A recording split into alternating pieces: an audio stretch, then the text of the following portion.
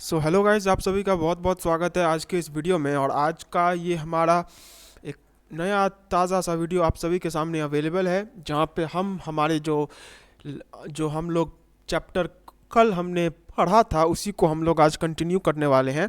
And आज हम जो बाकी के टॉपिक्स हैं वो देखने वाले हैं। आशा करता हूँ कि इससे पहले के जो लेक्चर्स हैं वो आपने देखे होंगे एंड आपको वो सब समझ में आया होगा। एंड अगर आया है तो हम आगे प्रोसीड कर सकते हैं। ओके, अब देखिए, सबसे पहला जो हमारा यहाँ पर आज का टॉपिक आता है। ठीक है, आज मैं कोई रिवीजन नहीं करा रहा हूँ क्योंकि पिछले दिनों में जो हमने पढ़ा है वो एक अलग टॉपिक है एंड ये एक अलग टॉपिक है, तो उसका कुछ भी एप्लीकेशन हमें यहाँ पर लेने की ज़रूरत नहीं होती है। तो यहाँ पर हमें क्योंकि उसका कोई भी एप्लीकेशन नहीं चाहिए, इसलिए मैं यहाँ पर डायरेक्टली ही आपको ऑनलाइन पेमेंट से स्टार्ट कर देता हूँ और हम आज यहीं से अपना क्लास जो है वो स्टार्ट करते हैं। Let's start the class without any further ado.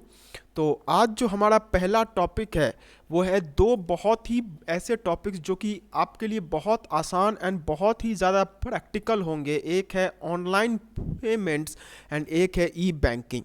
दोनों ही चीज़ें अगर मैं ना भी समझाऊं तो भी आपको मालूम है, लेकिन जिन बच्चों को नहीं पता है उनके लिए मुझे समझाना ही होगा। तो ऑनलाइन पेमेंट, ये ऑनलाइन पेमेंट क्या होता है, ये तो आप सभी को मालूम होगा कि ऑनलाइन पेमेंट क्या होता है। जो पैसा हम किसी को ऑनलाइन में देते हैं, the money which we give to somebody else और ओवर द इंटरनेट, उसी को हम लोग ऑनलाइन पेमेंट बोलते हैं। ओके, तो इसका डेफिनेशन क्या कहता है आइए देखते हैं।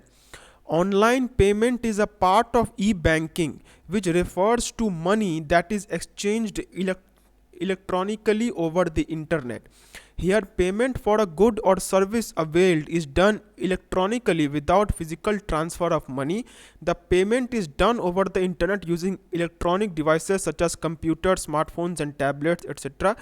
Credit cards and debit cards are also used in online payments. In this process, the transaction of money is carried out online over the internet, where the amount of money payable is debited from the payer's account and is credited in the receiver's account simultaneously. तो ये भले ही सुनने में बहुत बड़ा लग रहा होगा कि क्या सर क्या यहाँ पे बोल दिया, लेकिन कुछ खास इसमें समझाने लायक है नहीं।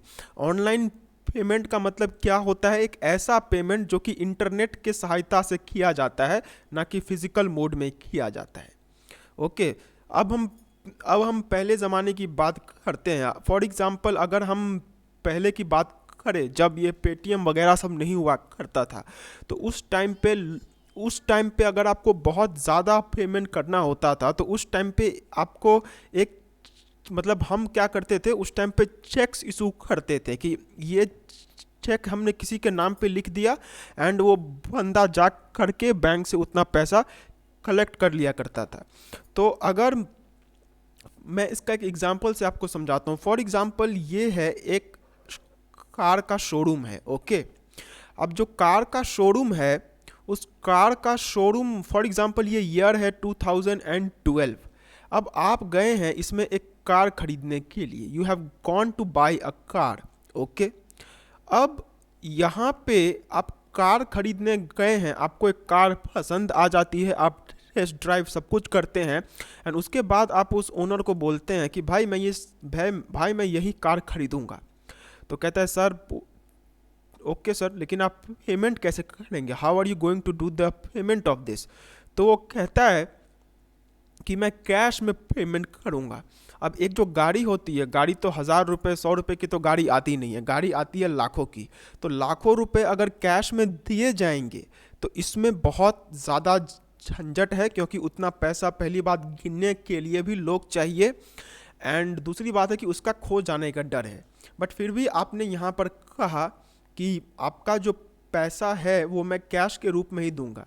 तो आप गए, आप अपने साथ एक ब्रीफ केस ले करके आए। ये इतना बड़ा ब्रीफ केस में पूरा पूरा कैश इसमें भर्ती है।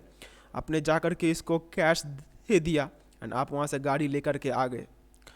अब ये एक तरीका हो सकता है जो कि उस टाइम पे यूज़ होता था कि किसी भी बड़े पेमेंट को करने के लिए। लेकिन यहाँ पे जो कैश में यहाँ पर एक यहाँ पर जो दिक्कत हुआ करता था वो क्या था कि इसका खोने का बहुत ज़्यादा डर हुआ करता था।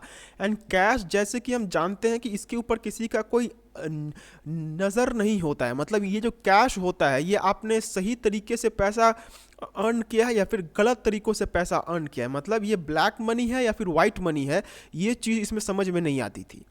तो उस टाइम पे सरकार ने एक नया चीज़ लाया कि अब जिसको भी पेमेंट करना है वो क्या कर सकता है, एक चेक इशू कर सकता है। मतलब एक ऐसा यहाँ पर रेक्टेंगुलर शेप का एक डॉक्यूमेंट रहता है जिसके ऊपर में यहाँ पर लिखा रहता है कि इस आदमी को इतना पैसा दे दो, और यहाँ पे उसका साइन रहता है। अब ये आदमी बजाय इसके कि वो उतना पैसा अपने साथ लेके जाएगा, वो क्या करता है, अब वो अपने साथ ये ब्रीफकेस लेकर के नहीं जाएगा। अब वो सिंपली क्या करेगा, वो अपने साथ एक चेक लेकर के जाएगा एंड वही चेक जा करके इसके ओनर को दे देगा। अब ये ओनर कहेगा, सर आपने तो कहा था कि गाड़ी के बदले में पैसे दूंगा, आप ये मुझे क्या दे रहे हैं? तो बोला, हाँ पैसे तो मैं दे ही रहा हूँ, लेकिन डायरेक्टली अगर मैं यहाँ पर कैश लाऊंगा तो उसके चोरी हो जाने का डर है, उसका डैमेज हो जाने का डर है। तो तुम एक काम करो, ये जो चेक है, ये जो चेक होता है, ये तुम अपने बैंक में ले जाना, या फिर जिस भी बैंक का इसमें मेंशन्ड होगा। फॉर एग्जांपल अगर ये जो बैंक है वो अगर एक्सिस बैंक का ये चेक है, तो तुम अपने नज़दीकी किसी भी एक्सिस बैंक में जाना और वहाँ पर बोलना कि सर मुझे, फॉर एग्जांपल ये है मिस्टर ए, कि सर मिस्टर ए ने हमारे यहाँ से गाड़ी खरीदी थी जिसका दाम 5 लाख रुपया था, एंड 5 लाख रुपए का उन्होंने मुझे ये चेक दिया है। वो क्या करेगा, वो जो बैंक में आदमी रहेगा वो क्या करेगा कि मेरे अकाउंट में से वो पैसे काट करके, मतलब ये चेक जो है, ये चेक मैं तुम्हें दे रहा हूँ और तुम जा करके इस बैंक को देना, और ये क्या करेगा, ये मेरे अकाउंट में से वो पैसा काट करके वो जो पैसा है वो तुम्हारे अकाउंट में डाल देगा। तो इसमें क्या होगा कि पैसे भी ट्रांसफ़र हो जाएंगे एंड जो पैसों के खोने का डर था वो भी यहाँ पर नहीं रहेगा। तो ये एक तरीका है जो कि वहाँ पर नया नया तरीका निकाला गया था। अब इसमें भी बहुत सारा डिफ़ॉल्ट हुआ करता था। इसमें क्या डिफ़ॉल्ट था कि भले ही यहाँ पर कोई कैश नहीं जा रहा है, लेकिन यहाँ पर भी उस चेक के खो जाने का बहुत ज़्यादा यहाँ पर ये रहता है, मतलब चेक खो सकता है, you can lose that cheque. तो ये चेक खोने का यहाँ पर बहुत ज़्यादा डर हुआ करता था। यहाँ पर जो चेक है वो बहुत टाइम खो जाया करता था। तो उसी को यहाँ पर रोकने के लिए सरकार ने जब डिजिटल मनी को बनाया, मतलब एक ऐसा पैसा जो कि डिजिटल फॉर्म में रहता है, तो उसी टाइम पे ये ऑनलाइन पेमेंट जैसा सिस्टम बना दिया। मतलब पहले जहाँ पे आप इस कंपनी को चेक देते थे और ये कंपनी इस यहाँ पर जा करके उस चेक को डिस्काउंट करवाती थी, अब क्या होगा कि आप क्या कर सकते हैं, आप खुद अपने अकाउंट में से इतना पैसा काट करके उसके अकाउंट में डायरेक्ट ट्रांसफ़र कर सकते हैं। एंड यही चीज़ होता है ऑनलाइन पेमेंट। मतलब जब हम इंटरनेट को यूज़ करके कोई पेमेंट करते हैं, whenever we do a payment by using the internet, इसी को हम लोग ऑनलाइन पेमेंट बोलते हैं। मतलब यहाँ पे जैसे वो जो कार का जो शोरूम था उसका जो मालिक था, फॉर एग्जांपल ये है वो मालिक, अब इस मालिक का भी एक बैंक अकाउंट होगा एंड आपका भी एक बैंक अकाउंट है। तो कल ही हमने डिमांड ड्राफ्ट के बारे में भी पढ़ा हुआ था कि जब दोनों के पास ही बैंक अकाउंट है तो फिर फालतू में मनी ऑर्डर क्यों करना। तो वही चीज़ यहाँ पे है कि जब भेजने वाले के पास भी बैंक अकाउंट है एंड जो ले रहा है उसके पास भी बैंक अकाउंट है, तो फिर फालतू में क्यों वहाँ पर कैश लेकर के जाएंगे या फिर चेक भी लेकर के क्यों जाएंगे। तो यहाँ पे सिंपली ये होगा कि कि इस आदमी के पास एक फ़ोन रहेगा, उस फ़ोन में एक ऐप रहेगा, वो उस ऐप में जा करके अपने बैंक को बोल देगा कि भाई तुम एक काम करो, मेरे अकाउंट से पैसे को काट दो और इसके अकाउंट में उन पैसों को डाल दो। ओके, तो इससे भी पैसे का ट्रांसफ़र हो जाएगा। सो यही होता है ऑनलाइन पेमेंट, मतलब जहाँ पर इंटरनेट के थ्रू पैसा ट्रांसफ़र किया जाता है। अब इसमें कुछ खास समझाने के लिए है नहीं, क्योंकि कोविड के बाद से जो बैचेस हैं वो ऑनलाइन चीज़ों को बहुत अच्छे से जानते हैं, तो ऑनलाइन पेमेंट भी वो जानते ही होंगे कि ऑनलाइन पेमेंट क्या होता है। सो होप ऑनलाइन पेमेंट क्या होता है आपको समझ में आया होगा कि इसमें एक आदमी क्या करता है कि अपने अकाउंट से पैसों को कटवा कर किसी दूसरे के अकाउंट में उन पैसों को डाल देता है, और ये इंटरनेट के सहायता से होता है। पहले जहां वो खुद कैश ले जा करके उसको दिया करता था, नोट जा करके उसको दिया करता था, तो उसमें पहले ये डर हुआ करता था कि कहीं पैसा खो गया तो क्या होगा। लेकिन अब वो क्या कर रहा है कि वो डायरेक्टली अपने बैंक को अपने फ़ोन के थ्रू ऑर्डर दे दे रहा है कि तुम इस पैसों को मेरे अकाउंट से काट लो और उसके अकाउंट में डाल दो। तो इससे भी जो है वो पैसे ट्रांसफ़र हो जा रहे हैं। ओके, फिर है फीचर्स ऑफ ऑनलाइन पेमेंट्स कि ऑनलाइन पेमेंट्स का फीचर्स क्या क्या होते हैं। तो पहला बात है भैया कन्वीनियंस टू यूज़र, जो कि अभी हम सबसे अच्छे से जानते हैं कि किसी को भाई कितना भी पैसा क्यों ना भेजना हो, घर पे बैठे बैठे अपने फ़ोन या फिर लैपटॉप किसी भी सोर्स के थ्रू उसको पैसा भेज दो। ना ही कहीं पे जाने की ज़रूरत, ना ही किसी को यहाँ पर हायर करने की ज़रूरत, ना ही किसी को कैश भेजने की ज़रूरत। कैश चोरी भी नहीं होगा, कुछ भी नहीं होगा। यहाँ पर सिर्फ पैसा जो है वो आपके अकाउंट से काट करके आपके रिसीवर के अकाउंट में डाल दिया जाएगा। फिर है no direct physical contact between the sender and the receiver. अब इसका एक इंपॉर्टेंट फीचर है कि इसमें कोई भी डायरेक्ट कॉन्टैक्ट नहीं होता है। मतलब वर्चुअल कॉन्टैक्ट तो होता है कि मैं भेजने वाला हूँ और वो रिसीव करने वाला है, तो हम दोनों के बीच में इस बैंक के थ्रू एक कॉन्टैक्ट होता है, लेकिन फिजिकल कॉन्टैक्ट नहीं होता है। हम दोनों आपस में मिलते नहीं हैं। अब आप अगर ये बोलेंगे कि सर मैं अगर मेरे दोस्त के पास बैठकर उसे पैसे ट्रांसफ़र करता हूँ तो वो भी ऑनलाइन पेमेंट कहलाएगा, लेकिन वो एक अलग ही तरीके से सोचना हो गया। उस तरीके से सोच करके यहाँ पर नहीं बोला गया है। यहाँ पे पेमेंट को मद्देनज़र रखते हुए ये बोला गया है कि पैसा जब ट्रांसफ़र हो रहा है उस टाइम पे कोई भी फिजिकल कॉन्टैक्ट नहीं है सेलर एंड रिसीवर के बीच में। जब कैश में ये होता है कि आप उसके हाथ में पैसा थमाते हैं, जबकि इसमें वैसा कुछ भी नहीं होता है। There is no physical contact in the transfer of money. Okay, फिर है सिक्योर। भाई बहुत ज़्यादा सिक्योर है, क्योंकि इसमें क्या होता है कि ऐसे ही पैसे नहीं होते हैं जो कि आपके अकाउंट से कट जाते हैं। आपको अपना पिन देना पड़ता है, आपको अपना पासवर्ड देना पड़ता है। तो पिन एंड पासवर्ड के थ्रू ये बहुत ज़्यादा सिक्योर्ड हो जाता है। वैसे अगर आप कैश लेकर के जाएंगे तो कैश के खो जाने का डर है, कैश के चोरी हो जाने का डर है, तो ये भी बहुत ज़्यादा यहाँ पर बेनिफिशियल होता है। फिर ये राउंड द क्लॉक अवेलेबिलिटी। भाई जब भी मन हो, रात के 2 बजे ऑनलाइन पेमेंट करना है उस टाइम कर सकते हो।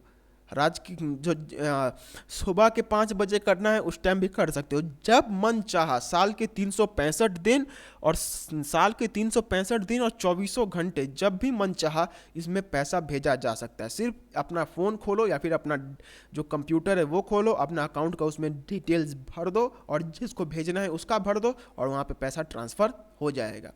फिर स्पीडी सेटलमेंट। भैया पैसे ट्रांसफ़र होने में बिल्कुल भी टाइम नहीं लगता है। जैसे ही आप अपना पैसा अपने अकाउंट से ट्रांसफ़र करने का ऑर्डर देंगे, उसी टाइम पे with in a few seconds वो पैसा आपके अकाउंट से काट करके आपके रिसीवर के अकाउंट में डाल दिया जाएगा। ओके, देखिए इसमें आपको लग रहा हो कि सर आप बहुत मतलब फास्ट ले रहे हैं। देखिए इसमें फास्ट लेने जैसा फिर स्लो लेने जैसा कुछ नहीं है। इसमें मैं अगर कहूँ तो इसमें कुछ वैसा समझाने के लिए है नहीं। ये ऑनलाइन पेमेंट क्या होता है ये आप सभी को पता है, तो इसमें मैं क्या अलग से समझाऊंगा। ओके, फिर है एडवांटेजेस ऑफ ऑनलाइन पेमेंट। भाई इसका यहाँ पर ऑनलाइन पेमेंट क्या, देखिए सबसे पहला बात है रिड्यूसेस वर्कलोड। पहले जहाँ पर पेमेंट करने के लिए बैंकों में लाइन लगती थी और इतने सारे वहाँ पर स्टाफ हुआ करते थे जो कि सिर्फ पेमेंट करवाने का काम करते थे, वो सिर्फ पेमेंट के रिलेटेड काम करते थे।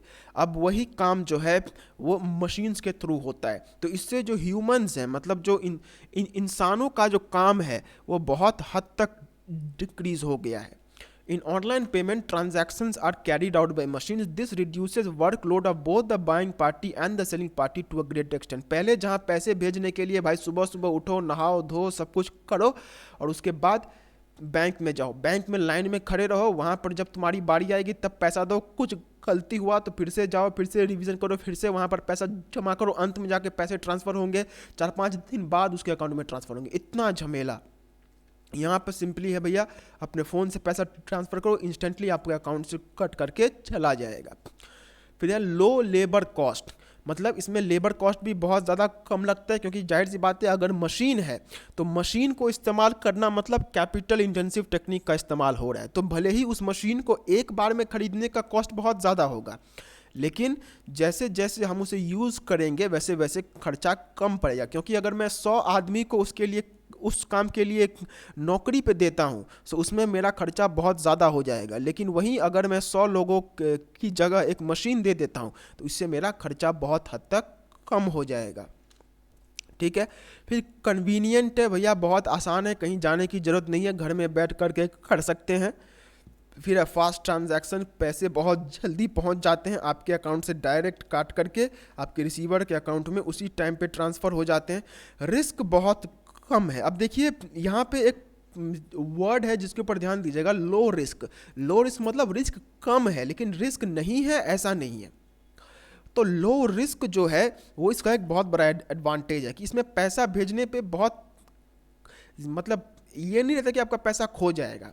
इन online payment the payment of a good और service is done online, so this reduces the risk of theft of money. आपका पैसा चोरी होने का यहाँ पर डर नहीं रहता है। If payment was to be made by physically carrying cash then there would have been chances of theft. In case of losing debit card और credit card there is also chance of theft, but this is comparatively low as in case of online payment the payment generally go straight into the account of the receiver। भैया इसमें आपको एक pin और एक password ये देना होता है। अब जब पिन और पासवर्ड देने के बाद ये सिर्फ आप ही को मालूम है या फिर जिसको भी आपने बताया होगा सिर्फ वही इसको एक्सेस कर सकता है। तो ये काफ़ी लो रिस्क वाला प्रोसेस बन जाता है। ओके, अब नेक्स्ट इसका डिसएडवांटेजेस क्या है भैया? साइबर क्राइम बहुत ज़्यादा होता है, स्कैम होते रहते हैं। किसी को कोई लिंक भेज देंगे तो उसके थ्रू पैसा वहाँ पर ट्रांसफ़र करने जाएंगे, वहाँ पर उनसे स्कैम करवा लिया जाता है। फॉर एग्जांपल जैसे जो स्कैमर्स होते हैं वो क्या करते हैं, आपको एक लिंक भेजते हैं, बोले सर इस पर 5,000 रुपया भेज दो, ठीक है, या फिर वो बोलते हैं कि सर हम ही आपको 5,000 रुपया भेज रहे हैं, और वो आपको कुछ अलग करने को कहेंगे। जैसे ही आपने उनका बात माना सारा पैसा आपके अकाउंट से कट करके उनके अकाउंट में ट्रांसफ़र हो जाता है। तो ये जो साइबर क्राइम है ये यहाँ पर बहुत ज़्यादा डिसएडवांटेजियस होता है।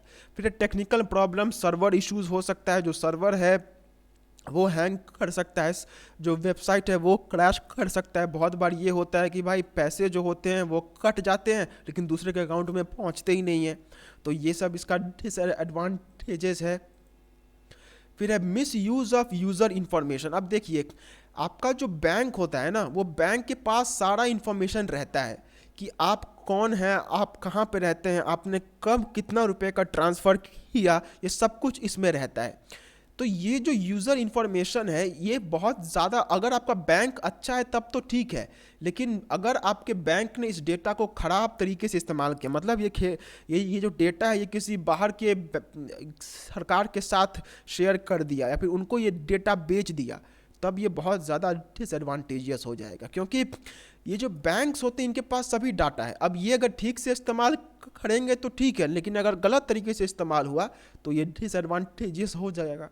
फिर है रेस्ट्रिक्शंस। अब देखिए ऑनलाइन पेमेंट में लिमिट है, ऐसा नहीं है कि आपको जितना मन चाहे आप उतना पैसा ट्रांसफ़र कर सकते हैं। इसमें भी एक लिमिट लगा दिया जाता है कि आप इतने कि एक दिन में आप इतना ही ट्रांजैक्शन कर सकते हैं। तो ये जो रेस्ट्रिक्शन होता है ये कुछ यूज़र्स के लिए डिसएडवांटेजियस होता है, लेकिन ये पॉइंट उतना ज़्यादा कंसिडरेशन में नहीं है। क्योंकि अगर मैं बात करूँ तो जिसको बहुत ज़्यादा पैसे ट्रांसफ़र करने हैं तो ऐसा नहीं है कि आप नहीं कर सकते हैं, बहुत ज़्यादा पैसा ट्रांसफ़र नहीं हो सकता है ऐसा नहीं है। लेकिन ऑनलाइन पेमेंट या फिर अगर आप नॉर्मल रूट के थ्रू बात करें तो उस केस में इतना ज़्यादा पैसा ट्रांसफ़र नहीं होता है, लेकिन अगर दूसरे रूट्स की बात की जाए तो दूसरे तरीक़ों से पैसा ट्रांसफ़र होता ही है। तो उन दूसरे रूट्स के थ्रू पैसा ट्रांसफ़र किया जा सकता है, लेकिन इस रूट के थ्रू आप मतलब एक लिमिट तक ही पैसा ट्रांसफ़र हो सकता है। ओके, फिर है एडिशनल कॉस्ट एंड एफर्ट।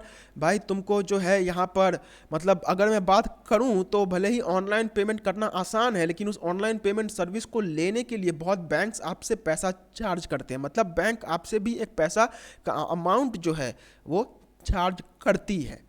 तो some online payment services require users to pay processing fees thus leading to increased costs. Some online payment services require setup fees. Online payment services need internet access which may invite additional costs. Setting up the account, accessing the internet, getting used to with the interface and operating it efficiently involves additional effort. मतलब यहाँ पर simply ये बोला गया है कि भैया इसको करना तो आसान है लेकिन ये काफ़ी महंगा प्रोसेस हो जाता है, क्योंकि इसमें आपको एक अच्छा इंटरनेट कनेक्शन चाहिए, आपको एक फ़ोन चाहिए, आपको उसके बाद यहाँ पे मतलब आपको प्रोसेसिंग फ़ीस भी देनी पड़ती है. जैसे अगर जब मैं अपनी कॉलेज की फ़ीस भरता हूँ तो मेरा कॉलेज का फ़ीस जितना होता है उसके साथ साथ मुझे 100 रुपये एक्स्ट्रा देना पड़ता है. तो ये सब जो खर्चा है, इन सब की वजह से ये जो एडिशनल कॉस्ट जो कि ऑनलाइन पेमेंट में लगता है, उसकी वजह से ये जो प्रोसेस है ये डिसएडवांटेजियस हो जाता है. फिर है mistakes made by the user और द सिस्टम. भैया ये एक बहुत बड़ा यहाँ पर डिसएडवांटेज है. मुझे ट्रांसफ़र करना था 5,000 रुपया, मैंने गलती से और एक ज़ीरो दे दिया. कितना ट्रांसफ़र हो जाएगा? 50,000 रुपया. लेकिन याद रखिएगा, एक बार ये पैसा इसके अकाउंट से इसके अकाउंट में ट्रांसफ़र हो गया तो ये पैसा वापस नहीं मिलता है. मतलब अगर आप उस दोस्त से बात करके वो अगर आपको देने को रेडी हो जाए तब बात अलग है, लेकिन एक बार आपने पेमेंट कर दिया तो वो पेमेंट आपके अकाउंट में वापस, मतलब फॉर्मली वो पैसा वापस नहीं आने वाला है. हाँ, आपका दोस्त बाद में आपको दे दे वो एक अलग बात है, लेकिन आप अपने दोस्त को दे रहे हैं वो तो ठीक है, आपको दे भी देगा. लेकिन अगर फॉर एग्जांपल आप किसी अननोन वेंडर को पेमेंट कर रहे हैं, उस केस में अगर 5,000 की जगह 50,000 रुपये ट्रांसफ़र हो गए तब तो भैया बहुत बड़ा दिक्कत हो जाएगा. तो एक ज़ीरो जो होता है ये यहाँ पर बहुत ज़्यादा आपके लिए डिसएडवांटेजियस हो सकता है. ओके, अब देखिए ई बैंकिंग क्या है. अब हमने एक चीज़ पढ़ा अभी जो कि है ऑनलाइन पेमेंट, मतलब कि जो payment online over the internet किया जाता है. अब एक चीज़ आता है जो कि है ई बैंकिंग. अब ई बैंकिंग जो है वो आपको ऑनलाइन पेमेंट के जैसा ही लग सकता है, लेकिन मैं आपको बता देना चाहता हूँ कि जो ई बैंकिंग है वो एक काफ़ी वाइडर कंसेप्ट है. मतलब ई बैंकिंग के अंदर में ऑनलाइन पेमेंट आता है. Under the e banking there lies the online payment. Online payment e banking से अलग नहीं है, ई बैंकिंग का ही हिस्सा है online payment. So e-banking or electronic banking is a form of banking in which banking activities are carried out by machines such as computers, mobile phones, etc. rather than through physical exchange of cash, checks or other types of paper documents. Simple मतलब है भैया कि जो banking electronically होता है, मतलब physical form में ना हो करके, जिस बैंकिंग को हम लोग जो कंप्यूटर्स है, मोबाइल फ़ोन्स है, इनके थ्रू जो बैंकिंग की जाती है उन बैंकिंग को ई बैंकिंग कहा जाता है. Means the banking which is carried out by the use of internet and machines, that banking is known as e banking. Okay, here banking processes are carried out over computers, mobile phones having access to the internet. It is a part of virtual banking. E-banking offers features such as viewing account balances, obtaining statements, checking recent transactions. मतलब देखिए, जो काम आपका एक normal physical bank में जा करके होता है, ओके, जो काम आपका एक नॉर्मल फिजिकल बैंक में जा करके होता है वो सारा का सारा काम आपका यहाँ पर ऑनलाइन होगा. मतलब आप अगर अपना जो बैलेंस है वो चेक करना चाहते हैं वो भी आप ऑनलाइन कर सकते हैं. अगर आपको पासबुक जो है उसको अब अप टू डेट करना है वो भी यहाँ पर हो जाएगा. फिर इसके बाद अगर आपको किसी को मनी सेंड करना है तो वो भी यहाँ पर हो जाएगा. फिर अगर किसी से मनी रिसीव करना है तो वो भी यहाँ पर हो जाएगा.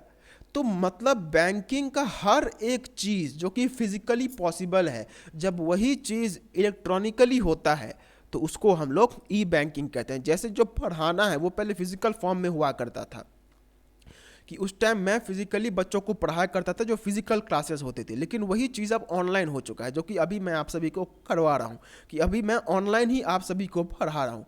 तो ये जो है इसको हम लोग ऑनलाइन स्टडिंग बोलते हैं. एंड वही सेम चीज़, मतलब जब बैंकिंग का काम ऑनलाइन हो जाता है तो उसको हम लोग ई बैंकिंग कहते हैं. अब ई बैंकिंग एंड ऑनलाइन पेमेंट में क्या डिफरेंस है वो आपने यहाँ पर देखा. हमने जब अलग अलग चीज़ें पढ़े जो कि ई बैंकिंग में पॉसिबल है, उसी के अंदर में हमने एक चीज़ पढ़ा जो कि ये मनी सेंड करना, मतलब पैसा भेजना। तो ये जो पैसा भेजना है वो ई बैंकिंग के अंदर में आता है। जैसे अगर ये मेरा ई बैंकिंग है तो इसका एक छोटा सा टुकड़ा होगा online payment. Okay, online payment is a part of E banking. यही सिर्फ आप अंदर में याद रखिएगा। ई बैंकिंग में बहुत सारे काम होते हैं। पैसा किसी से रिसीव किया जा सकता है, पैसा किसी को भेजा जा सकता है, पासबुक देखा जा सकता है, बैलेंस चेक किया जा सकता है, फिर आप जो है किसी का फीस भर सकते हैं, वहाँ पर आप अपने एक्सपेंसेस कर सकते हैं। तो बहुत कुछ वहाँ पर होता है। बट उसमें से सिर्फ अगर हम पेमेंट करने का जो ऑप्शन है, अगर हम सिर्फ उसको कंसिडर करते हैं तो उसको हम लोग ई बैंकिंग उसको हम लोग ऑनलाइन पेमेंट बोलते हैं। तो online payment and E banking में क्या फ़र्क है ये आपको समझ में आ गया होगा।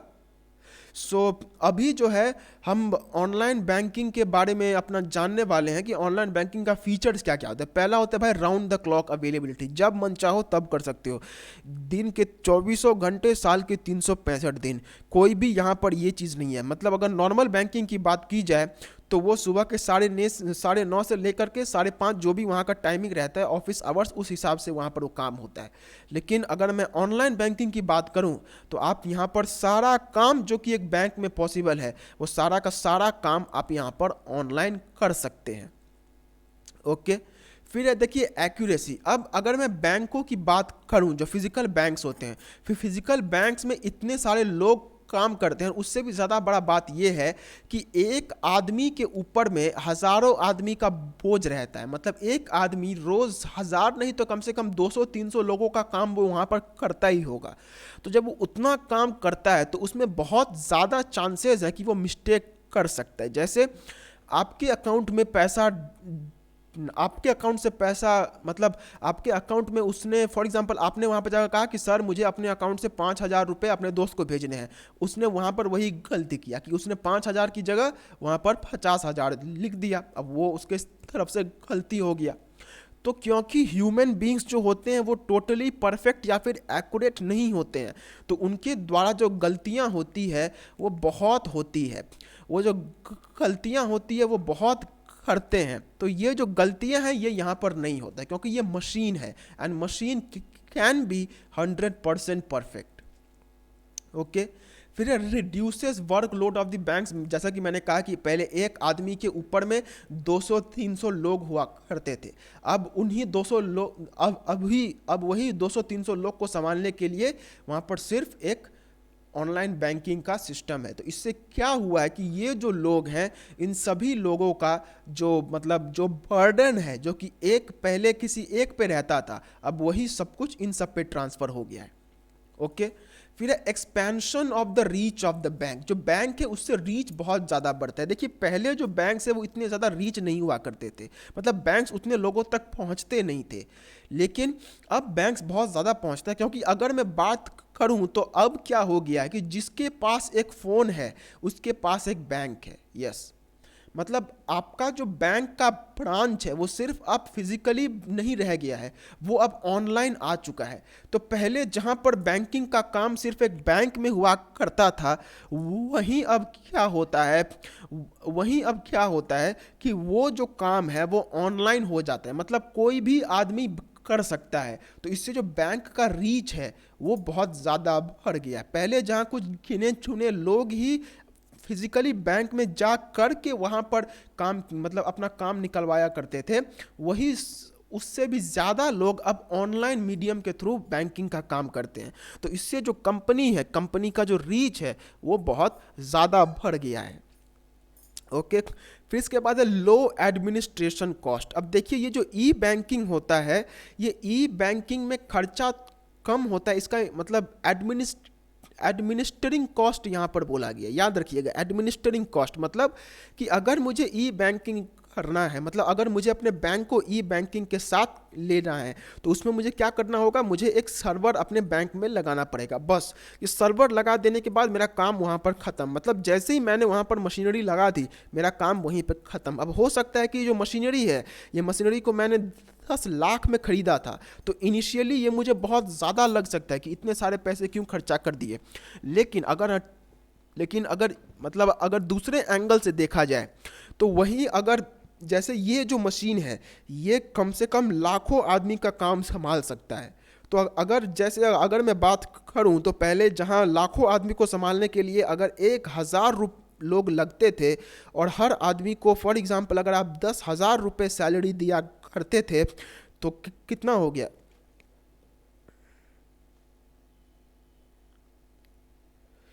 कुल मिला के अगर देखा जाए 7 1 करोड़ रुपया आपका एक महीना में पहले खर्च हो जाया करता था। मतलब 1 करोड़ रुपया सिर्फ उसी काम को करने के लिए खर्चा हो जाया करता था, जो कि अब इस बैंक के थ्रू, जबकि इस सिस्टम के थ्रू वो सिर्फ 10 लाख रुपए का हो गया है। ओके, तो ये है इसका फीचर्स। फिर है एडवांटेजेस ऑफ ई बैंकिंग, इसके एडवांटेजेस क्या क्या हैं। तो पहला बात है भैया अवेलेबिलिटी, जब मन चाहा ई बैंकिंग कर लिया, ये यहाँ पे हो सकता है। फिर है रिडक्शन इन वर्कलोड, देखिए दोनों में पॉइंट्स जो हैं वो लगभग में एक ही जैसे होंगे क्योंकि दोनों का नेचर एक ही जैसा है। फिर रिडक्शन इन वर्कलोड, पहले जहाँ एक आदमी के ऊपर में हज़ारों हज़ारों आदमी का बोझ हुआ करता था, अब उसी एक आदमी के ऊपर में बहुत कम लोगों का बोझ रहता है क्योंकि बाकी के जो लोग हैं वो किसी मशीन पे ट्रांसफ़र हो गए हैं। ओके, फिर है ईजी टू ऑपरेट, अब ई बैंकिंग करना आजकल में बहुत ज़्यादा यूज़र फ्रेंडली हो गया है, कोई भी ई बैंकिंग कर सकता है। तो ये यूज़र फ्रेंडलीनेस जो है, this is a great advantage. फिर है expansion of the banks market, अब बैंक का रीच बढ़ गया है। देखिए पहले जहाँ पर आपको सिर्फ एक जगह, मतलब जहाँ पे आपका बैंक का ब्रांच है, आप सिर्फ वहीं तक पहुंच पाते थे या फिर लोग आपको सिर्फ उसी के थ्रू कांटेक्ट कर पाते थे। अब ऑनलाइन बैंकिंग की जगह जहां पर भी एक ऐसा फ़ोन है या फिर जहां पर भी एक ऐसा लैपटॉप है जिसके थ्रू वहां पर बैंकिंग हो सकता है, तो उसकी वजह से ये जो बैंक है, बैंक का रीच बहुत ज़्यादा बढ़ गया है। फिर जो अगला पॉइंट है वो है टाइम एफिशिएंट, भैया बहुत ज़्यादा टाइम एफिशिएंट चीज़ है। पहले जहाँ पर घर से बाहर निकलो आधे घंटे बैंक में जाने के लिए लगेंगे, फिर वहाँ पर 1 घंटा पता नहीं कितना घंटा खड़ा रहना पड़ेगा, फिर वो जाके ट्रांसफ़र होगा, फिर जाके पैसा पहुँचेगा। वही काम अब यहाँ पर चुटकियों में हो गया है। सिंपली क्या करना है, अपना फ़ोन खोलना है, फ़ोन में अपने जो डिटेल्स है वो देने हैं, आपका वहाँ पर जो भी डेटा होगा वो सब का सब यहाँ पर निकल जाएगा। ओके, फिर एक्टिविटी ट्रैकिंग, मतलब देखिए आप यहाँ पर कुछ ट्रैक कर सकते हैं कि आपका काम कहाँ तक पहुँचा। जैसे मैं अगर बात करता हूँ तो अगर आप, ये है आपका एक सेविंग्स अकाउंट है, ठीक है, तो आपके पास एक डेबिट कार्ड पहले से ही है, you already have a debit card. लेकिन अगर आप एक क्रेडिट कार्ड के लिए अप्लाई करते हैं तो वो जो क्रेडिट कार्ड है वो आप तक हो सकता है कि पहुंचने में काफ़ी देर लग जाए, लेकिन वो जो प्रोसेस है जिसमें वो आप तक पहुंचेगा, आप हर एक पल ये चीज़ देख सकते हैं कि वो क्रेडिट कार्ड अभी कहाँ पहुंचा है, वो अभी कहाँ है, कितना और दिन लगेगा उस क्रेडिट कार्ड को पहुंचने में। तो कोई भी काम जो कि ऑनलाइन बैंकिंग के थ्रू होता है उसे हम घर बैठे देख सकते हैं कि भाई वो काम आखिर पहुंचा कहाँ तक। नेक्स्ट पॉइंट है इम्प्रूव्ड एक्यूरेसी, भैया मशीन जब काम कर रहा है तो उसके थ्रू जो गलतियां होंगी वो गलतियां बहुत कम हद तक होंगी। The mistakes will be very less, क्योंकि एक आदमी के ऊपर में अगर 100 आदमी से वो डील करता है रोज, तो नेचुरली कहीं ना कहीं जा कर के वहाँ पर कुछ ना कुछ जो गलतियाँ हैं वो वहाँ पर हो ही जाएंगी। लेकिन अगर मैं यहाँ की बात करूँ तो ये जो हमारा, मतलब अगर मैं यहाँ की बात करूँ तो जो हमारा जो एक्यूरेसी है वो एक्यूरेसी यहाँ पर ज़्यादा होता है। ओके, अब डिसएडवांटेजेस क्या है भैया, टेक्निकल इशू हो सकता है, यहाँ पर सर्वर जो है वो काम करना बंद कर सकता है, इंटरनेट कनेक्शन ख़राब हो सकता है, बहुत बार ये हो सकता है कि जो पैसा है वो आपके अकाउंट से कट तो गया लेकिन दूसरे के अकाउंट में पहुँचा ही नहीं। तो ये जो चीज़ें हैं ये यहाँ पर बहुत ज़्यादा होती है। फिर है prone to cyber crime, cyber crime आप एक डिसएडवांटेज की तरह हर किसी में बोल सकते हैं कि साइबर क्राइम हर किसी में होता है। ऑनलाइन बैंकिंग में आपको कोई ठग सकता है, आपसे कोई पैसे वसूल कर सकता है, मतलब नाइंसाफ़ी करके आपसे पैसा ले सकता है। तो ये सब यहाँ पे बहुत ज़्यादा होता है, मतलब आपका कोई अकाउंट हैक कर सकता है, आपका जो डेटा है वो डेटा को इलीगली इस्तेमाल किया जा सकता है। ओके। फिर जो नेक्स्ट पॉइंट है, market has still not been able to expand to a great extent. ये पॉइंट बोलना ठीक नहीं होगा, ये पॉइंट काफ़ी डिबेटेबल टॉपिक होगा। बट अगर इसको देखा जाए तो अभी भी अगर मैं कहूँ तो ई बैंकिंग उतने लोग, जैसे अगर मैं गांव घरों की बात करूँ तो गांव घरों में लोग अभी भी वो नॉर्मल तरीका से ही बैंकिंग करते हैं, जिसमें कि बैंक में उनका मतलब वो जो पुराने तरीके में जो होता था कि पासबुक अप टू डेट करवाने के लिए वो बैंक में जाया करते थे, वही सेम चीज़ अब यहाँ पर होता है। तो तो अभी भी ये जो बैंक है वो भले ही बहुत हद तक फैल चुका है, एंड स्पेशली कोविड के बाद बहुत ज़्यादा फैला है, मतलब बहुत ज़्यादा फैला है।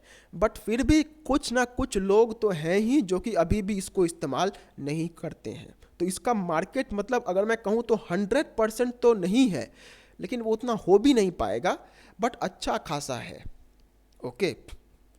क्योंकि बहुत लोगों का देखिए, बहुत लोग ऐसे होते हैं जो कि ये मानते हैं कि भैया हम तो पुराने ज़माने के लोग हैं, हम तो अभी भी एक चीज़ इस्तेमाल करते हैं जिसका नाम है कैश, हमें किसी दूसरे चीज़ की ज़रूरत ही नहीं है।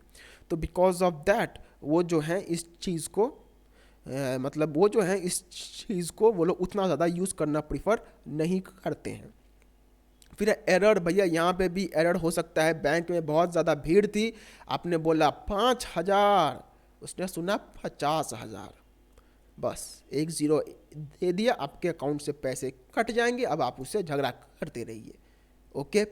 सेम चीज़ यहाँ पे भी होता है कि अगर मैं ऑनलाइन पैसे भेज रहा था, एक और ज़ीरो दाब दिया, 5,000 की 50,000 की जगह अब अगर और एक जीरो दाब दिया, भैया 10 गुना ज़्यादा पैसा, 5 लाख रुपया जो है वो ट्रांसफ़र हो जाएगा। उतने नहीं हुए तो ठीक है, लेकिन गलतियाँ यहाँ पर हो सकती है। फिर है maintaining passwords might get tough. भैया आपका कोई पासवर्ड कोई जान गया था, अब जो है आपने एक नया पासवर्ड लगाया, 2 दिन बाद आप उस पासवर्ड को ही भूल गए, तो क्या होगा? पासवर्ड मैनेजमेंट यहाँ पर एक काफ़ी जो है वो यहाँ पर आपके लिए ये बन जाता है, the password management becomes a burden, क्योंकि इतना सारा पासवर्ड जो है वो यहाँ पर याद रख पाना वो उतना ज़्यादा पॉसिबल नहीं होता है। ओके। अब इसके बाद जो हमारा आज एक और टॉपिक हम करेंगे, क्योंकि अभी हमारे पास अच्छा खासा टाइम है, वो है मोबाइल बैंकिंग। अब देखिए, अगर आपको ई बैंकिंग समझ में आया होगा तो मोबाइल बैंकिंग कुछ भी नहीं है। ओके। मोबाइल बैंकिंग मतलब जब वही ई बैंकिंग को सिर्फ हम लोग मोबाइल बैंकिंग के हिसाब से देखते हैं तो उसी को हम लोग मोबाइल बैंकिंग बोलते हैं। मतलब ये जो ई बैंकिंग है, ये ई बैंकिंग बड़ा एक बहुत बड़ा टर्म है। इसको आप अपने लैपटॉप पे भी कर सकते हैं, आप इसको अपने फ़ोन पे भी कर सकते हैं, आप इसको अपने टैबलेट पे भी कर सकते हैं। लेकिन जब इसी में हम सिर्फ ये मोबाइल मतलब इस फ़ोन को कंसिडर करते हैं तो उसी को हम लोग मोबाइल बैंकिंग बोलते हैं। मतलब जो बैंकिंग एक मोबाइल डिवाइस के ऊपर में होता है उसे हम लोग मोबाइल बैंकिंग कहते हैं। ओके। अब mobile banking means carrying out banking transactions over a mobile phone. It is a service provided by a bank or other financial institution that allows its customers to avail banking services remotely using a mobile device such as a smartphone or a tablet. Mobile banking uses softwares usually called an app for the purpose of carrying out banking transactions.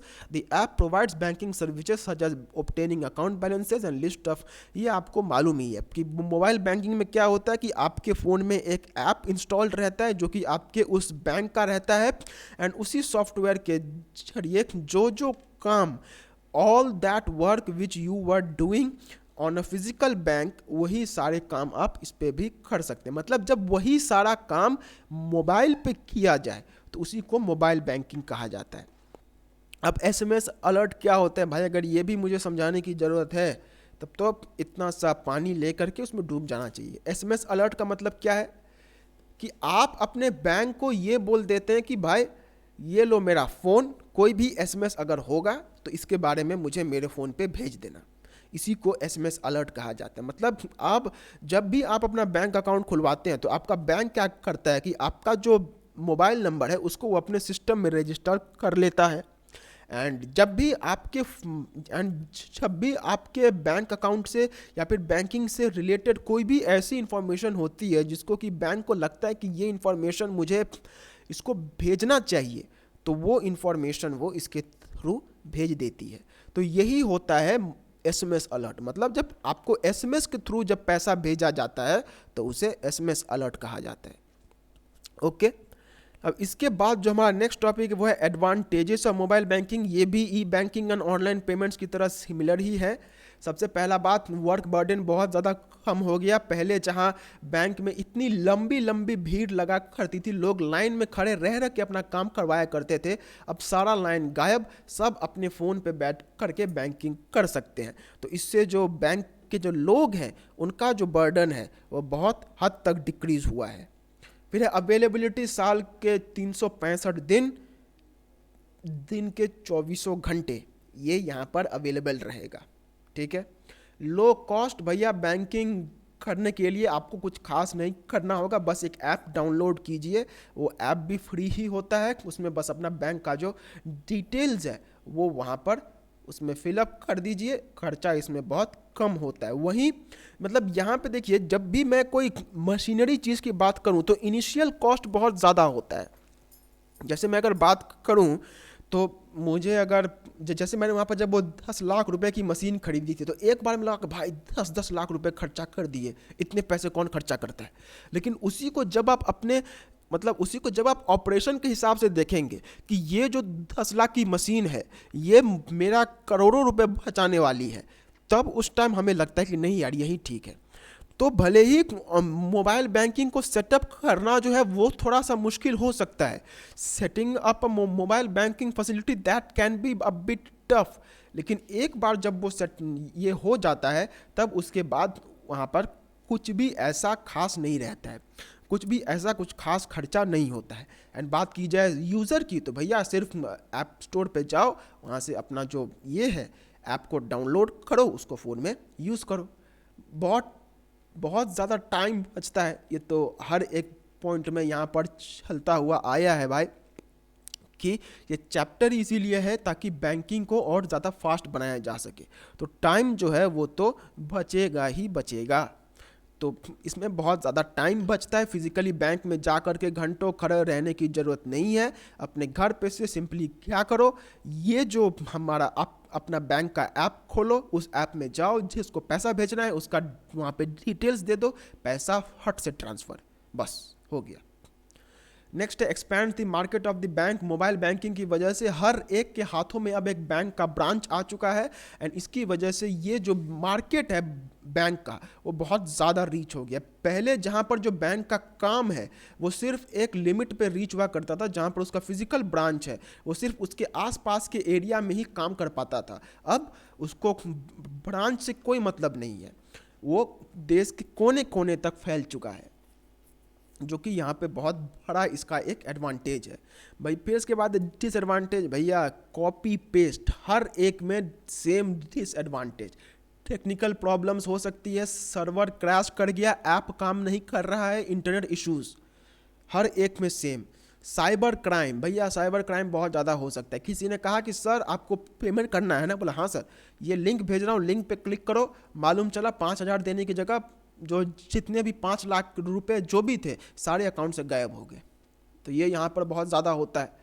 फिर market still not been able to expand to a great extent. अब ये भी point उसी point जैसा है कि भले ही Covid के बाद से बहुत ज़्यादा इंक्रीज़ किया है, a lot of improvements have been done in the field of mobile banking and mobile banking बहुत ज़्यादा इंक्रीज़ किया है, लेकिन अभी भी बहुत लोग हैं जो कि मोबाइल बैंकिंग नहीं इस्तेमाल करते हैं। जैसे मतलब बहुत लोग ऐसे भी हैं जो कि पढ़े लिखे हैं, जिनको अच्छा खासा नॉलेज है, but still they don't prefer using this mobile banking, क्योंकि उन्हें उससे अच्छा उनका वो कैश सिस्टम ही लगता है। ओके, फिर इसमें भैया हर एक में advantages and disadvantages. Copy paste, transaction error, mobile में किसी को पैसा भेजने गए, 5,000 रुपया लिख दिया, 5,000 लिखना था, लिख दिया 50,000 रुपया, बस 50,000 का 50,000 अकाउंट से हट के उसके अकाउंट में ट्रांसफ़र हो जाएगा। तो ये भी इसका एक बहुत बड़ा डिसएडवांटेज हो जाता है। फिर restrictions on the transferable amount. अब देखिए, रिजर्व बैंक ऑफ इंडिया ने ये कहा है कि अगर मोबाइल बैंकिंग के थ्रू एक दिन में अगर पैसा ट्रांसफ़र करना है तो वो सिर्फ 50,000 तक ही हो सकता है। मतलब आप मोबाइल बैंकिंग में अगर आपको एक दिन में पैसा भेजना है तो वो जो पैसा है वो सिर्फ 50,000 रुपीज़ तक आप किसी को एक दिन में अपने मोबाइल ऐप के थ्रू भेज सकते हैं। ओके, सो यही इसका एक डिसएडवांटेज है कि जिसको उससे भी ज़्यादा पैसा भेजना होगा वो इस तरीके को इस्तेमाल नहीं कर पाएगा। लेकिन जैसा कि मैंने कहा कि हर एक प्रॉब्लम का सल्यूशन है, तो ज़रूर उसका भी कुछ ना कुछ सल्यूशन ज़रूर है। अगर आपको 50,000 से ज़्यादा पैसा भेजना ही है तो आपको बैंक का जो दूसरे फैसिलिटीज़ होते हैं उन दूसरे फैसिलिटीज़ का आपको इस्तेमाल करना होगा। अब अगर देखा जाए तो हमारे पास टाइम कितना है, टाइम 45 मिनट हो चुका है। सो आज हम यहीं पे रुकते हैं। आज का जो लेक्चर है वो थोड़ा सा छोटा ही रखते हैं। कल जो है ये लेक्चर हमारा ख़त्म हो जाएगा एंड कल शायद एक ही वीडियो आएगी जो कि मतलब मुझे लगता नहीं है कि ये जो है ये बहुत मतलब हो सकता है कि मैक्सिमम 10 मिनट्स का लेक्चर हो सकता है कि कल आए। सो मिलते हैं कल। एंड यस, जो कि मुझे हर एक बैच में कहना है वो ये है कि हम सभी ने आप सभी के लिए एक बहुत ही धड़कता भड़कता ये बुक यहाँ पर डिज़ाइन किया है जिसका नाम है कॉमर्स पुराण। एंड इसका नाम इसलिए क्यों है क्योंकि इसमें हर कुछ है जो कि आपको अपने कॉमर्स एग्ज़ाम के लिए चाहिए। अब कॉमर्स एग्ज़ाम में बहुत कम दिन रह गए हैं एंड उतने ही दिन सिर्फ रह गए हैं हमारे इस ऑफ़र को। मतलब ये बुक अगर कोई ख़रीदता है तो अभी उसे सिर्फ 200 रुपये में ये बुक मिलेगा। लेकिन वहीं अगर मैं बात करूँ तो अगर कोई थोड़ी दिनों बाद मतलब 3 फरवरी के बाद अगर कोई ख़रीदता है तो 3 फरवरी के बाद इसका जो दाम है वो फिर से 225 रुपये हो जाएगा। तो भैया अभी सस्ते में मिल रहा है, एकदम निपटा डालो। तो 200 रुपये का ये बुक है जिसके ऊपर से आपको शिपिंग चार्जेस अलग से देना होगा एंड यस ये बुक आप तक ट्रांसफ़र हो जाएगा। तो अगर बुक को ऑर्डर करना है तो डिस्क्रिप्शन में एक व्हाट्सएप नंबर दिया हुआ है, उस पर सिर्फ व्हाट्सएप ही कीजिएगा क्योंकि मैं उसमें कॉल उठा नहीं पाऊँगा क्योंकि वो सिर्फ एक व्हाट्सएप नंबर है। ओके, तो उस नंबर पे सिर्फ हमें व्हाट्सएप कीजिए एंड ये जो नंबर है ये नंबर मैंने डिस्क्रिप्शन बॉक्स में दे करके रखा हुआ है। सो यही था आज का लेक्चर जिसमें कि मैंने कुछ खास, मैं अगर कहूँ तो आपको लगा होगा कि सर आज तो कुछ खास पढ़ाई हुई नहीं। उसका रीज़न यही है कि इसमें जो कुछ भी चीज़ है इस चैप्टर में वो बेसिकली आपको पहले से ही पता है। Online banking, e banking, debit card, credit card, ये सब आपको पहले से ही मालूम है। जो चीज़ें आपके लिए नई थी वो चीज़ें थी RTGS and NEFT and IMPS जो कि हमने पहले के लेक्चर्स में ही कंप्लीट कर लिया है। सो आज के लिए बस इतना ही। मिलते हैं अगले वीडियो में, तब तक के लिए अपना बहुत बहुत ध्यान रखिएगा। Do take very good care of yourselves. Bye bye and Jai Hind.